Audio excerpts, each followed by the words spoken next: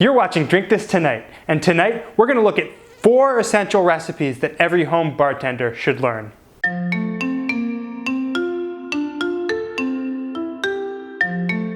If you're looking to create original cocktails at home, it can help to have a few blueprint recipes in mind. This will help you identify the proper ratios and flavor combinations that will allow you to create really well-balanced cocktails without having to reinvent the wheel. So the first essential recipe we're going to be looking at is the old-fashioned. This is one of the most simple, but it's also very versatile. You're going to be combining a base spirit with sugar, water, and bitters. And you can use that to create a lot of other recipes that kind of fall into that category as well. So an old-fashioned is traditionally made with 1.5 ounces or about a shot of rye whiskey. Now you could also substitute bourbon or any high-proof base spirit. Next we'll add the sweetener. You could use a sugar cube. I generally like to use simple syrup because it's easier to mix, but you're going to use about 1/4 ounce of that, plus or minus depending on how sweet the sweetener that you use is. And then last but not least, we'll use 2 to 3 dashes of bitters, depending on what flavors you like. Then simply add ice and stir.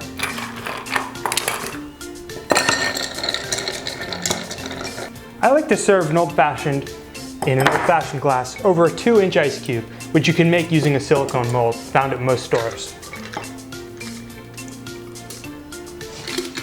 So the next drink that we're going to do is a Manhattan. Now this represents a whole broad category of drinks where instead of using sweetener like a simple syrup to sweeten the drink, we're going to use another spirit altogether. In this case it's vermouth, where we take the old-fashioned and we layer on that vermouth. So the important thing to remember here is the ratio 2 to 1. We're going to use 2 parts of whiskey to 1 part of vermouth. For a 3-ounce drink undiluted, I'll use 2 ounces of the whiskey and 1 ounce of vermouth. Here we go. We'll round it out with more of the bitters. Just as before, this is a stirred drink, so we'll add ice to the mixing glass and stir it up. Manhattan is typically served up. I like to use a coupe glass.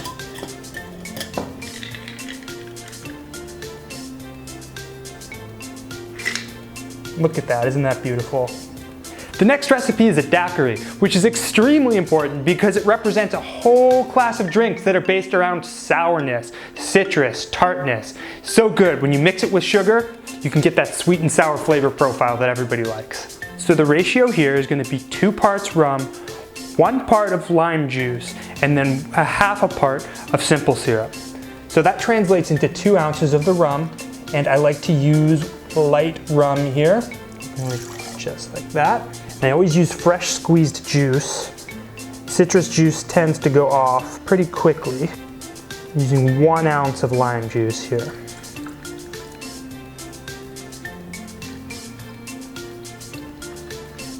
Perfect, that was 1.5 limes. And then just 1/2 ounce of simple syrup. Or any sweetener really, it doesn't have to be simple. Since this is made with citrus juice, we're going to be shaking instead of stirring. So we'll put ice into the tumbler here. Cap it with a Boston shaker. And then shake. Again, I'd serve this up. And because it's shaken, you're going to want to double strain to keep out all those pesky little ice flecks from floating on the top of your drink. So the next cocktail we're going to be looking at is the margarita. Now this actually represents a broader family of cocktails that also includes the sidecar and the kamikaze. The only difference there is the choice of the base spirit and the citrus. Now this uses citrus, and in a way it's a lot like the Manhattan is to the old-fashioned, in that we're going to be using a liqueur to sweeten it instead of simple syrup. In this case we use Grand Marnier, or really any triple sec will do. And if it's not sweet enough, you can alter the flavor profile by adding something like agave nectar. So one way to remember this is 3-2-1, where we have 3 parts of the base spirit, in this case tequila, 2 parts of orange liqueur, in this case Grand Marnier, and 1 part of citrus, in this case we're going to be using lime. So to break that down into about 3 ounces, we're going to use 1.5 ounces of tequila, 1 ounce of Grand Marnier,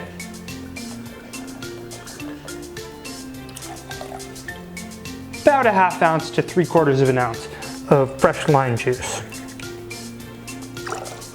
And then I do want to go ahead and spike it with just a bar spoon of agave nectar, although that's certainly not required. And again, because this contains citrus, we'll shake it.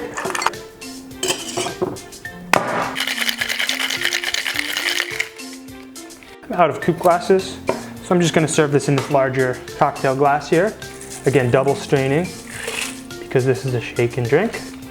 You could also serve it on the rocks. Thanks for watching, everybody. To recap, we looked at 4 essential recipes that every home bartender should learn. Because not only are they great drinks on their own, but because you can use them as a launching pad for creating your own original recipes.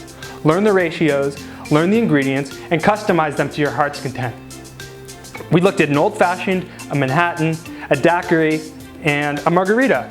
So I hope you liked it. If you liked the video, make sure to subscribe, like, comment, and as always, drink responsibly.